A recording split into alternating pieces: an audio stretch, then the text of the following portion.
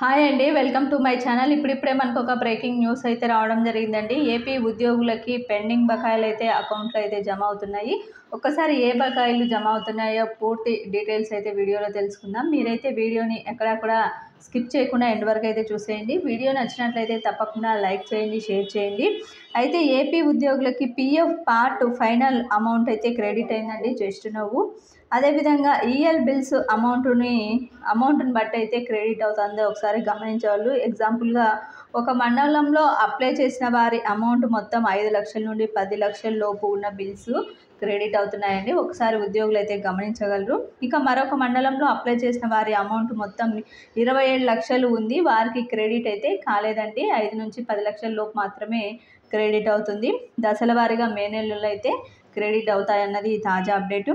ఇంకా up to 15వ తేదీ ఏప్రిల్ 2024 నుంచి sending PF part final and loan amount credit అవుతుందండి ఇండివిజువల్ అకౌంట్లో. ఒకసారి మీ యొక్క శాలరీ అకౌంట్ని అయితే చెక్ చేసుకోగలరు.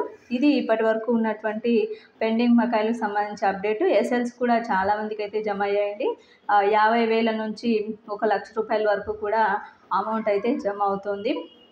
పూర్తి స్థాయిలో కూడా ఈ నెలాఖరికల్లా ఎస్ఎల్స్, అదేవిధంగా ఏపీజీఎల్ఐ అమౌంట్ ఈ విధంగా అయితే ఈ నెలాఖరులోపు మేలో విడతల వారీగా అయితే జమ అవుతుంది అన్నది తాజా అప్డేటు. మీకు వీడియో నచ్చినట్లయితే తప్పకుండా లైక్ చేయండి, షేర్ చేయండి. Thank you for watching.